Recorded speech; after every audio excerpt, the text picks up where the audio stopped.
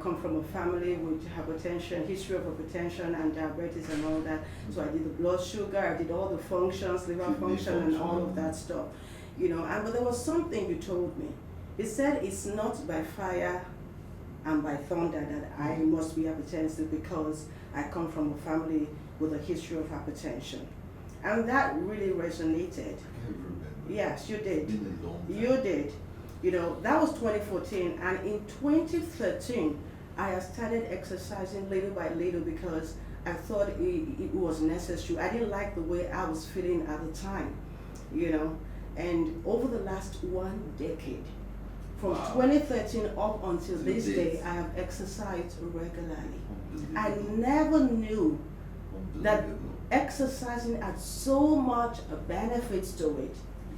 When I was a teenager, I thought, being slim was what fitness was all about. Sure. But I was damn wrong because I would starve myself and then I would lose weight. But I was always feeling weak, tired, unable to carry out my daily chores. But I was happy because people would tell me, oh, you're slim, I like the way you feel. You look rather. And I was feeling good about it. And I continued in that. Until my adulthood, and so many things happened. I sabotaged my metabolism. After a while, I could not lose weight the way I used to lose weight. Everything was just, out of place. But I'm thankful to God for showing me the right way. I did research. And of course, I remember you said it's not by fire, by thunder that I should be hypertensive. And I told myself that I'm going to exercise regularly. I'm going to do my best to eat right. Not so that I can look good for other people the way I used to do, but so that I can be fit, strong, and healthy for all time, for myself, for my children, for my family, for my community, for the purposes of God.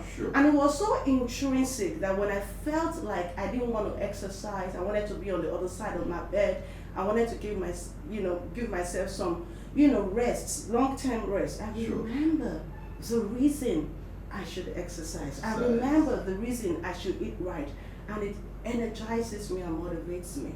And every day I keep doing this. And on my 50th birthday, I said, wow, I've learned so much. And it would be injustice not to share this with other people, because I know a lot of people are dealing with what I dealt with. A lot of people are struggling with their weight and doing it the wrong way. And sharing my knowledge is loving them. Definitely. And it was part of my 50th birthday goal to show this love to as many that would embrace this lifestyle. Definitely. It's a lifestyle. It's not something you do today to go to a party and when you come back, you start doing other things. It's for all time. When I went through the book, when I got access to it and went through it, I mean, I was shocked. I was shocked to know that this was coming from someone who used to be my patient. And when I read through, it was inspiring. So I just needed to reach out to you and see how we could, I could even get some copies for my patients. So when you talked about the fact that it was in a soft copy, I felt we need something physical, something you could easily give out, and that was what birthed our decision on you printing it. It's so amazing. It's so amazing because what you do is what I preach every day. My God! I tell my patients with your health, there are 2 D's: discipline and determination. Oh my God! You need to be determined and you need to be disciplined. Most especially the diabetic patients, hypertensive patients. I tell them, it's not all about the drugs. It's not all about the medications, but other things you need to do in conjunction with the medications that will make you feel healthy. And exercise can never be overemphasized. It can never be overemphasized because it makes you feel good, it makes you feel healthy. I think 2015 I met a lady, she was so plump. And after counseling her, I usually tell people that this lady got married to the gym. There is no day she does not visit again.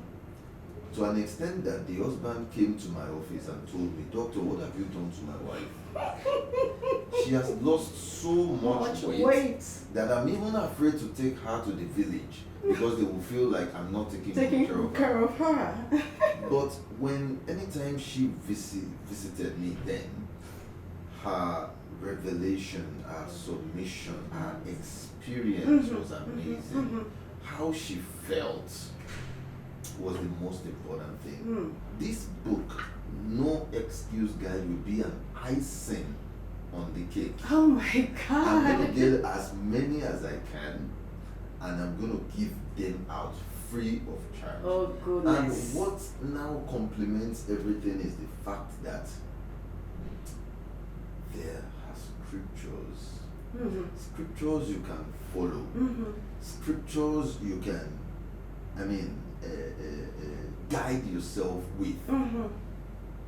In conjunction with exercise. I think it's a beautiful platform for mental well-being, for your physical well-being, all-round well-being. So I think this book will go a long way.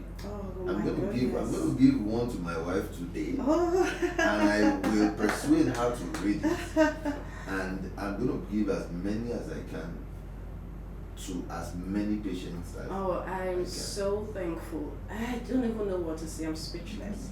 You know, one of the things that made me to even do this even more was that I discovered that God was also interested in our physical well-being, our spiritual well-being, and our mental health. And that's 3 John 2. He said, "I wish above all things."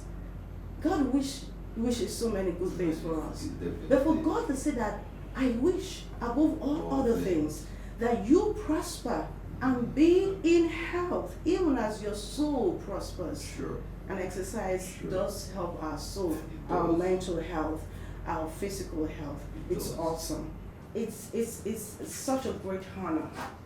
When you told me you needed this book to motivate your patients to a healthier lifestyle, I never had a plan for hard copy, but I said, "Oh my God, this is something that is coming not from my own wish, but God ordained this." And I decided to go ahead to do these hard copies, especially for you, to motivate your patients to a healthier lifestyle, because alone we can do so little, but together we can do so much more. And this is my contribution to the awesome, great work that God is using you to do in the lives of your patient.